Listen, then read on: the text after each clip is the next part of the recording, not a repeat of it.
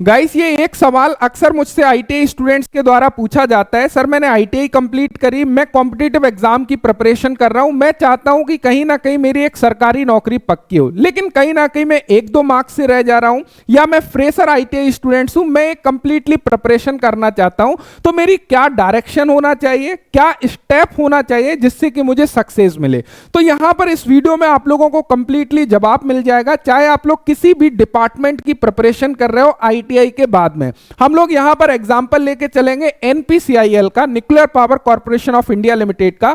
Because उसका reason क्या है, एनपीसीआईएल की करंट में अभी वैकेंसियां आई हुई हैं जिसको काफी सारे कैंडिडेट अच्छी तरह से टारगेट कर सकते हैं, और एनपीसीआईएल की कई सारी नई यूनिट जो है बन रही हैं जहां पे काफी ज्यादा संख्या में वैकेंसियां आने वाली हैं। और सेकंड जो सबसे इंपॉर्टेंट पॉइंट है, जो भी डिपार्टमेंट ऑफ एटॉमिक एनर्जी के अंतर्गत आता है, जैसे कि एनपीसीआईएल, बीएआरसी या फिर एनएफसी, इनका जो सिलेक्शन प्रोसेस है वो आईटीआई स्टूडेंट्स के फेवर में होता है। आईटीआई स्टूडेंट्स के फेवर का क्या मतलब है कि आईटीआई स्टूडेंट्स होने का मतलब है कि आपको एक टेक्निकल नॉलेज होना चाहिए, आपके डिसिप्लिन से रिलेटेड नॉलेज होना चाहिए, और यदि सिलेक्शन प्रोसेस में सबसे ज्यादा हिस्सा, सबसे ज्यादा क्वेश्चन यदि आपके डिसिप्लिन से रिलेटेड पूछे जा रहे हैं तो वो कहीं ना कहीं आपका फेवर माना जाता है। यदि आईटीआई से कोई वैकेंसी है, वहां पर नॉन टेक्निकल सिलेबस पूछा जा रहा है, तो आपका जो एडवांटेज है, आपने जो ट्रेनिंग करी है, वो कहीं ना कहीं इतना नहीं रह जाता। लेकिन यदि आईटीआई से रिलेटेड वैकेंसी है और वहां पर टेक्निकल क्वेश्चंस का जो परसेंटेज है वो ज्यादा है, इवन यहां पर तो 100% जो सिलेक्शन है वो आपके आईटीआई के ट्रेड से रिलेटेड क्वेश्चन के ऊपर डिपेंड करता है। तो इसको बहुत अच्छे तरीके से टारगेट कर सकते हो। यहां पर मैं स्टेप बाय स्टेप प्रोसेस बताऊंगा कि किस तरीके से आप अपनी जॉब को बेसिकली पक्का कर सकते हो। सबसे पहले यदि हम लोग एनपीसीआईएल की बात करें, nuclear power corporation of India limited की बात करें, यहां पर आप लोगों की वैकेंसी आई हुई है कैगा साइड में। इसकी अलग अलग जगह पर यूनिट है, यहां पर कैगा साइड एक यूनिट है, यहां पर करंट में वैकेंसी निकली हुई है, जिसकी क्लोजिंग डेट की बात करें 1 अप्रैल 2025 तक इसके फॉर्म को आप भर सकोगे, जिसकी डिटेल वीडियो ऑलरेडी मैंने बनाई हुई है। यहां पे यदि टोटल वैकेंसी की बात करें, काफी सारी वैकेंसी आप लोगों की निकली हुई है, जिसमें स्टिपेंडी ट्रेनिंग कैटेगरी सेकंड जो आईटीआई स्टूडेंट्स की है, टोटल 226 वैकेंसी इन्होंने निकाली है, जिसके अंतर्गत फिटर की आई थिंक 60 पोस्ट के आसपास है, मशीनिस्ट की है, टर्नर की है, तो अलग अलग ट्रेड की वैकेंसियां यहां पर आई हैं। साइंटिफिक असिस्टेंट बी की वैकेंसी है, कैटेगरी फर्स्ट की वैकेंसी है, तो इसके ऊपर डिटेल वीडियो आपको मिल जाएगी।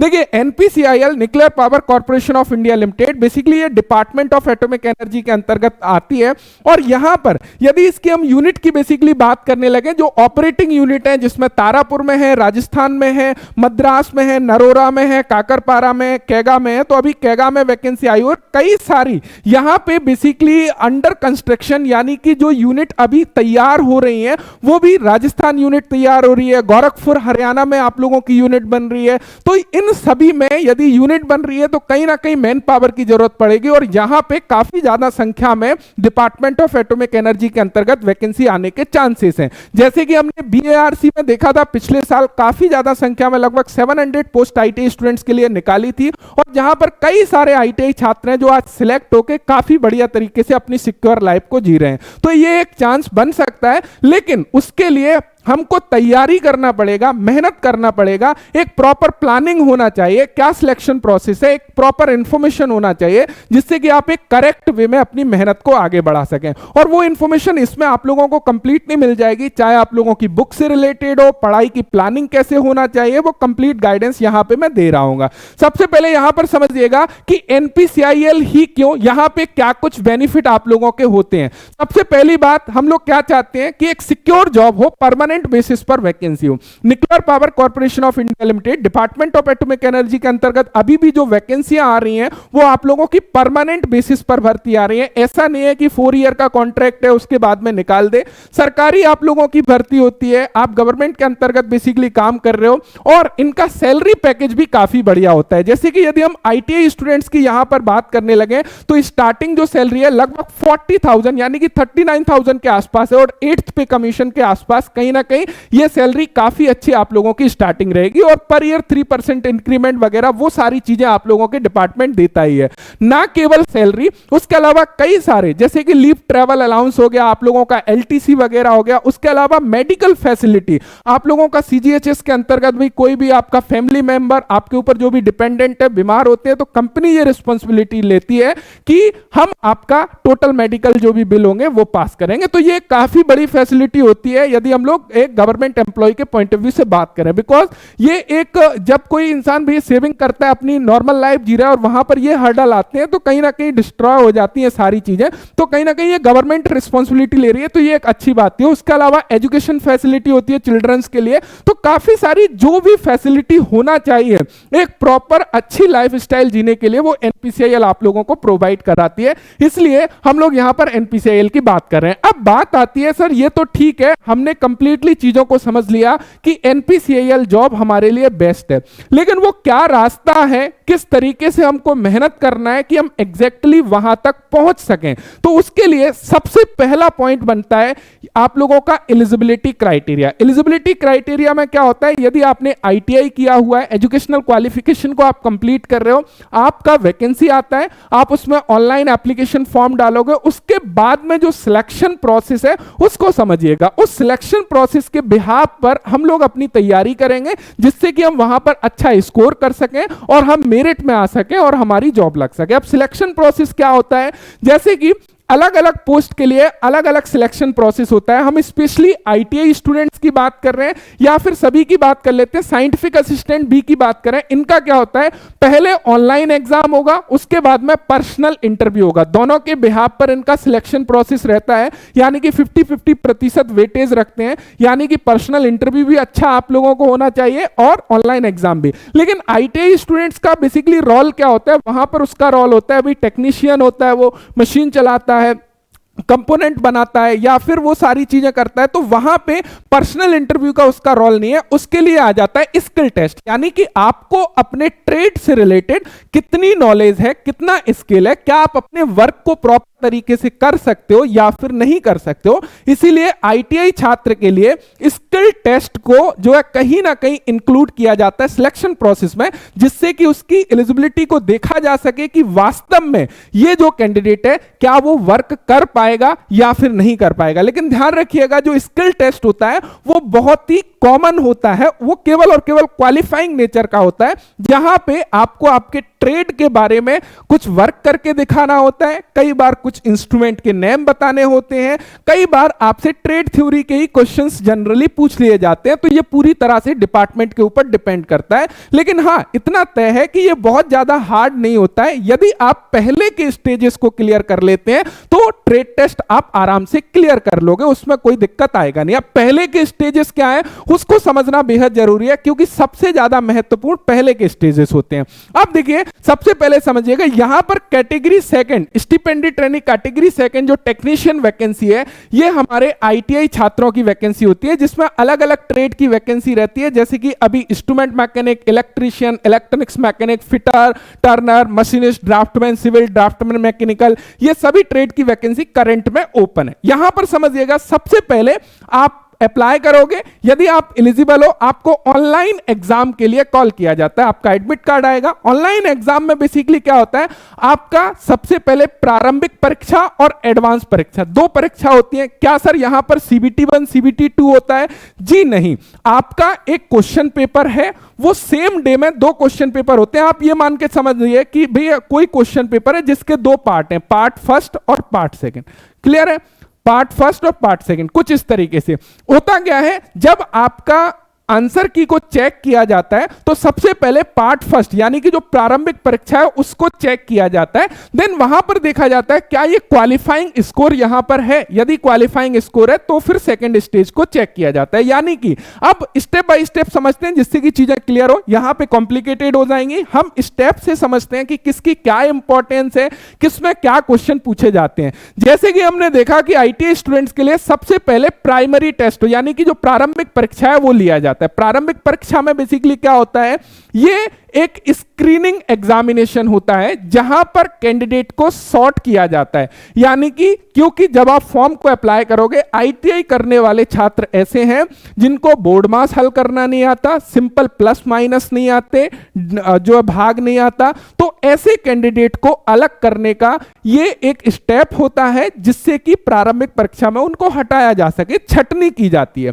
क्योंकि अप्लाई तो सभी करेंगे जो एलिजिबल है, तो वहां पे बेसिकली क्या किया जाता है, ये एक स्क्रीनिंग एग्जाम लेते हैं। स्क्रीनिंग एग्जाम में क्या करते हैं, 1 घंटे का समय होता है और 50 क्वेश्चन का प्रश्न पत्र आप लोगों को दिया जाता है। इस 50 प्रश्न में आपके 20 प्रश्न होते हैं मैथमेटिक्स के, 20 प्रश्न होते हैं साइंस के और 10 प्रश्न होते हैं जनरल अवेयरनेस के। ध्यान रखिएगा, इस तरीके से टोटल 50 प्रश्न का एक क्वेश्चन पेपर आपसे लिया जाता है और इसमें प्रत्येक क्वेश्चन को आप करेक्ट करते हो तो 3 मार्क्स आपको दिए जाते हैं। यानी कि टोटल 150 नंबर का पहला एग्जाम पेपर आपका होगा। अब इसमें क्या होता है, कोई भी यहां पे 1 मार्क्स डिडक्ट किया जाएगा यदि आप किसी क्वेश्चन का गलत उत्तर देते हो। यहां पे इसका रोल क्या होता है, यहां पे आप समझ रहे हो, ये जो एग्जाम है बेसिकली यहां पे आपको क्वालिफाइंग नेचर का रहता है। एमसीक्यू क्वेश्चन होता है, एक क्वेश्चन होता है जिसके 4 ऑप्शन होते हैं।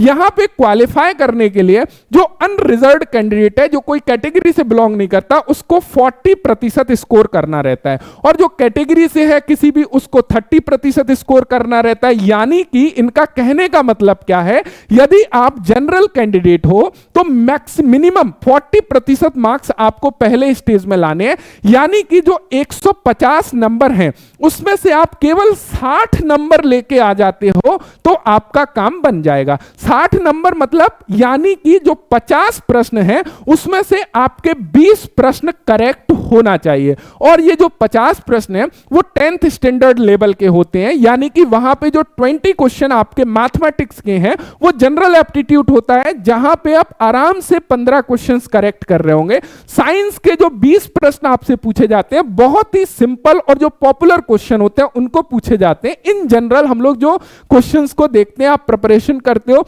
वो क्वेश्चन पूछे जाते हैं। वहां पर भी आराम से आप 15 क्वेश्चंस ला रहे होंगे, तो इतना यहां पे घबराने की जरूरत नहीं है कि हम लोग 20 मार्क्स भी ना ला पाए, यानी कि 20 क्वेश्चन को भी करेक्ट ना कर पाए। तो यहां पे क्या समझ में आ रहा है कि यदि आप जनरल कैंडिडेट हो तो यहां पर केवल 20 क्वेश्चन करेक्ट करने, यदि आप कोई गलत उत्तर नहीं देते हो उस सिचुएशन में तो आपका काम बन जाएगा। यदि आप 20 क्वेश्चन करेक्ट कर देते हो यानी कि 60 नंबर लेके आ जाते हो तो पहले स्टेज में आप निकल चुके हो, पहले पायदान को आपने पार कर लिया, आप अपनी नौकरी के प्रति एक स्टेप आगे बढ़ गए हो। क्या आपको यहां तक लग रहा है कि आप ये नहीं कर पाओगे? बहुत इजी तरीके से कर लोगे, मुझे पूरी उम्मीद है। यदि आप कैटेगरी से हो, चाहे आप SC, ST, OBC, EWS, P या फिर फिजिकल हैंडीकैप्ड कैंडिडेट हो, तो आपके लिए जो पहला स्टेज है वो और भी सरल हो जाता है।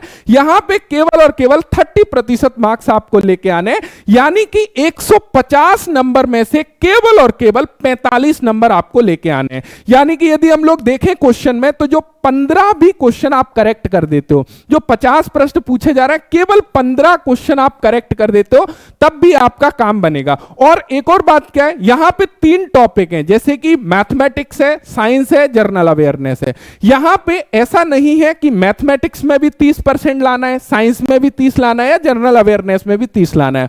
हो सकता है किसी कैंडिडेट का मैथ बहुत ज्यादा वीक है तो मैथ के उसके पूरे ही क्वेश्चन गलत हो जाते हैं, तब भी कोई बात नहीं है। यदि उसने साइंस के 20 क्वेश्चन करेक्ट कर दिए तब भी काम बन गया, या साइंस के 12 क्वेश्चन करेक्ट कर दिए, जनरल अवेयरनेस के 8 क्वेश्चन करेक्ट कर दिए, तब भी उसका काम बन गया। तो कहने का मतलब क्या है कि यदि कोई एक टॉपिक इनमें से आपका बहुत वीक भी है, जब भी मिला जुलाकर तो आप 20 क्वेश्चन करेक्ट कर ही दोगे। यदि आप कैटेगरी से हो तो 15 क्वेश्चन तो आप करेक्ट कर ही दोगे। क्या सर यहां पर काम बन गया इतना करने पर? बिल्कुल काम बन गया, यानी कि आप पहली सीढ़ी को पार कर चुके हो यदि आपने इतना काम कर लिया। तो यहां तक तो समझ में आ रहा है, यहां तक सिलेक्शन प्रोसेस में कोई दिक्कत नहीं है, ये चीज तो आप आराम से कर लोगे और ये बेसिक क्लासेस के माध्यम से आराम से से हो जाएगा, इसमें कोई दिक्कत वाली बात नहीं है।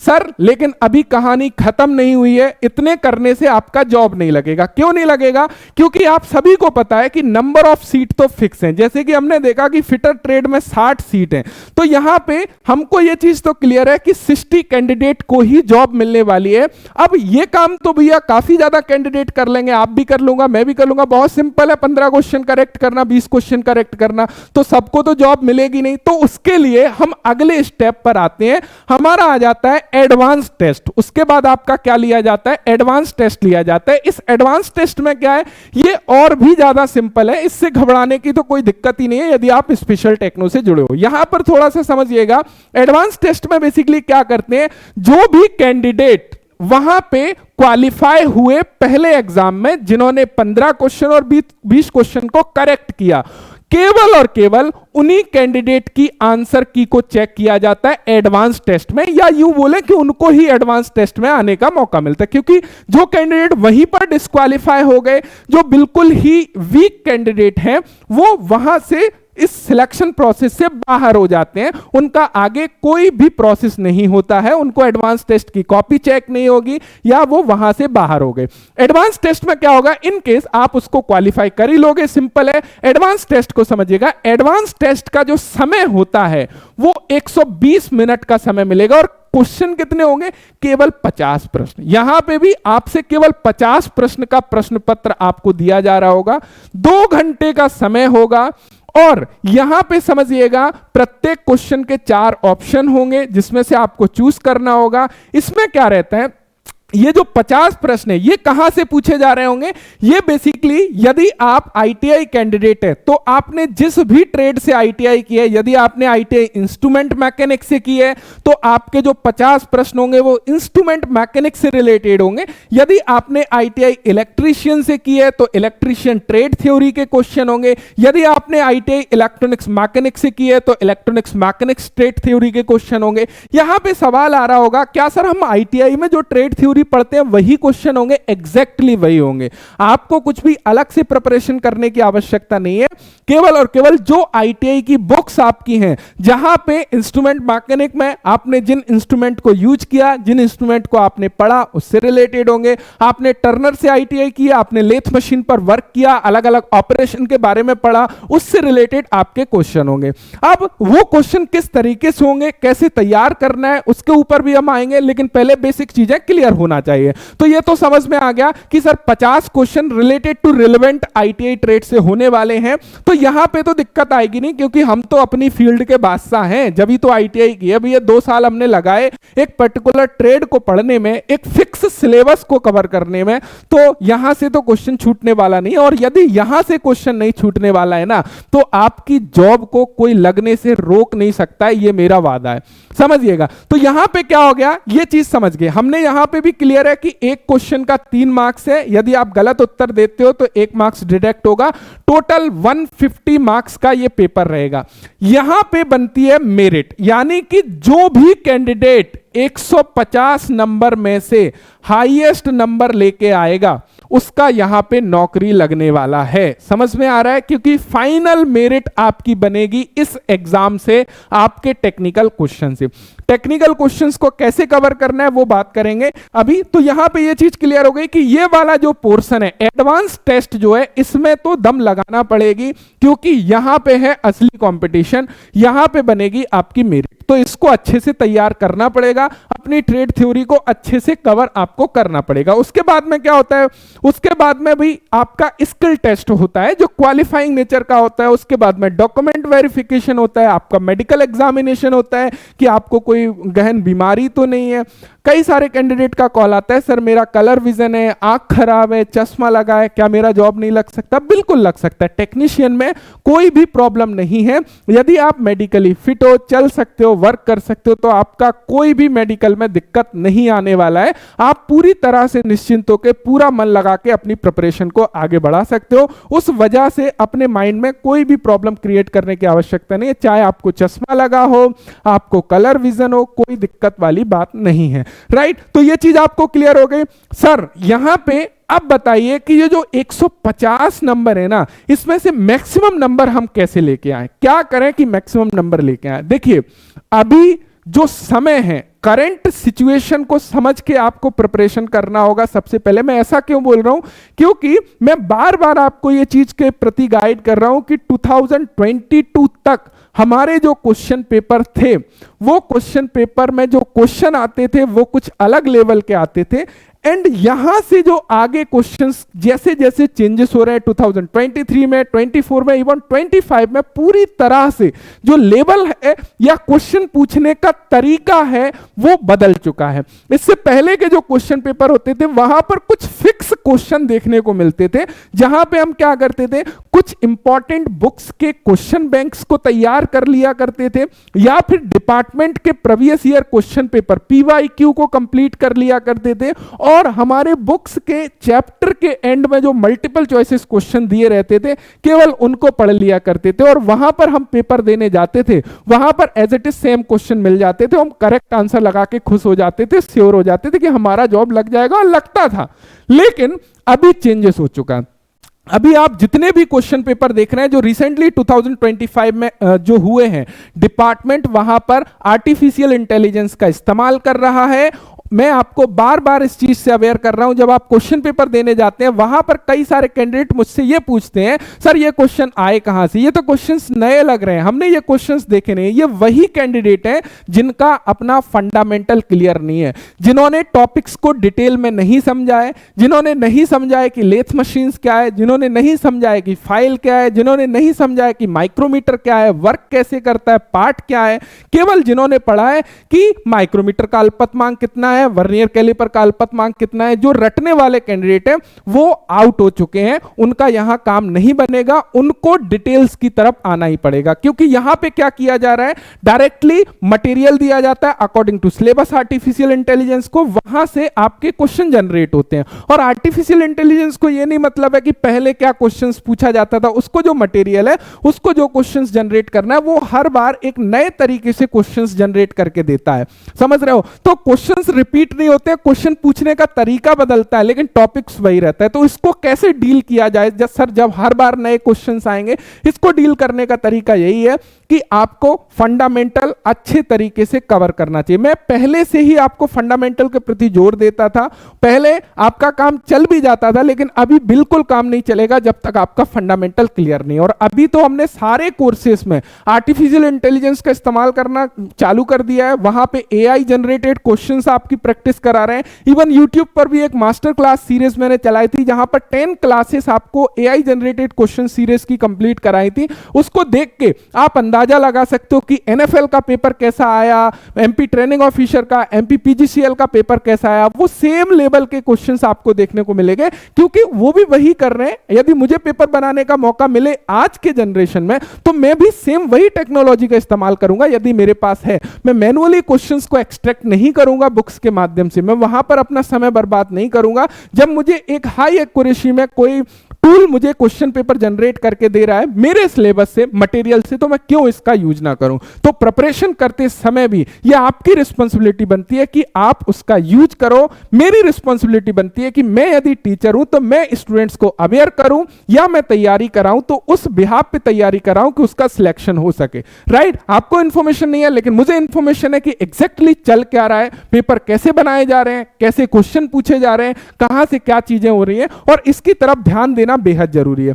साथ ही साथ NPCIL का आप लोगों का ऑनलाइन कोर्सेज भी आज की डेट से स्टार्ट हो चुका है। NPCIL ऑनलाइन फुल कोर्स 2025, यहां पर स्टेज फर्स्ट यानी कि प्रारंभिक परीक्षा का जो प्रिपरेशन है वो सुनील सर के द्वारा आप लोगों की कराई जा रही है, जिसमें सारा नॉन टेक्निकल अवेलेबल है। और साथ ही साथ जो स्टेज सेकंड टेक्निकल है, जिससे आपका मेरिट तैयार होना है, वो आप लोगों को मेरे द्वारा तैयार किया जा रहा है कि हाईएस्ट स्कोर आप कर सको। तो 15 से 20 मार्क्स लाना काफी इजी है। सुनील सर की जो क्लासेस हैं, यदि आपने उनको ले लिया तो यहां से कुछ बाहर जाने वाला नहीं है। यानी कि जो 15-20 क्वेश्चन तो छोड़िए, 30-35 क्वेश्चन तो आप आराम से ही लेके आ जाओगे। 10th स्टैंडर्ड लेवल के 20 क्वेश्चन मैथ के होते हैं, 20 क्वेश्चन साइंस के होते हैं, 10 क्वेश्चन जनरल अवेयरनेस के होते हैं, जो कि सिंपल है। जनरल अवेयरनेस में भी कई बार डिपार्टमेंटल क्वेश्चंस पूछ ले लिए जाते हैं अबाउट टू एनपीसीआईएल वगैरह, तो वो एक पूरी की पूरी सीरीज बेसिकली अवेलेबल है। तो ये चीज क्लियर है। एंड गाइस, यदि हम लोग एनपीसीआईएल क्रैश कोर्स 2025 की बात करें, फिटर टर्नर मशीनिस्ट के लिए बेसिकली ये अवेलेबल है। यहां पर कोर्स कंटेंट में आप लोगों को एक चीज समझ में आ रही होगी कि यहां पर कंप्लीटली आप लोगों के मॉड्यूल है अकॉर्डिंग टू सिलेबस। जैसे कि यदि हम लोग 20 क्वेश्चंस जो मैथमेटिक्स है उसमें number system, simplification, HCF, LCM या फिर रेशियो प्रिपरेशन, परसेंटेज, एवरेज या फिर प्रॉफिट एंड लॉस, जो भी चैप्टर है उनके जो बेसिक क्वेश्चन है वो यहां पर आपको मिल जाएंगे। मोशन, फोर्स, लॉस मोशन, ये आप लोगों के साइंस से रिलेटेड, वर्क, एनर्जी, पावर, तो इनको आपने एक बार भी क्लासेस देख ली तो आपकी कवर हो जाएंगे। साथ ही साथ टेक्निकल में A to Z डिटेल से आप लोगों की फंडामेंटल क्लासेस होंगी, वहां से एआई एक्सट्रैक्शन क्वेश्चंस क्लासेस होंगी, लाइव क्लास के माध्यम से आप लोगों की क्लासेस होंगी। यदि लाइव क्लास अटेंड नहीं कर पाते हो तो उसका रिकॉर्डेड फॉर्मेट अवेलेबल हो जाता है। एंड एवरी संडे आप लोगों के टेस्ट जो है कंडक्ट किए जाते हैं, जिससे कि आप अपनी प्रिपरेशन का आइडिया लगा सकें। कोर्सेस आप लोगों का स्टार्ट हो चुका है आज की डेट से, तो बहुत ज्यादा लेट ना करके काफी जल्दी जो एनरोल करें। यहां पर टेक्निकल, नॉन टेक्निकल अभी ऑफर में चल रहा है, यानी कि दोनों ही सिलेबस आप लोगों के 1499 में आप लोग एनरोल कर सकते हो। काफी बढ़िया यहां पे आप लोगों का कंप्लीट सिलेबस हो जाएगा। इवन ये एनपीसीआईएल के लिए ही नहीं, यदि आप कोई भी डिपार्टमेंट की प्रिपरेशन कर रहे हैं तो आपका जो टेक्निकल पोर्शन है, नॉन टेक्निकल पोर्शन है, वो सेम रहता है। आपका वो सारा चीज जो है प्रिपरेशन हो जाएगा। मुझे उम्मीद है कि ऑल इंफॉर्मेशन आपको मिल गई होगी। यदि आप लोग कोर्सेस में एनरोल करना चाहते हैं, लिंक डिस्क्रिप्शन में एप्लीकेशन का दिया हुआ है, या प्ले स्टोर में जाके स्पेशल टेक्नो एप्लीकेशन को डाउनलोड करके वहां से एनरोल कर सकते हैं। कोई भी कोर्स के रिगार्डिंग आपको बात करनी है, यहां पर नंबर फ्लैश कर रहा होगा, इस नंबर पर आप लोग कांटेक्ट कर सकते हैं। Thank you so much video देखने के लिए। Thanks for watching and bye bye.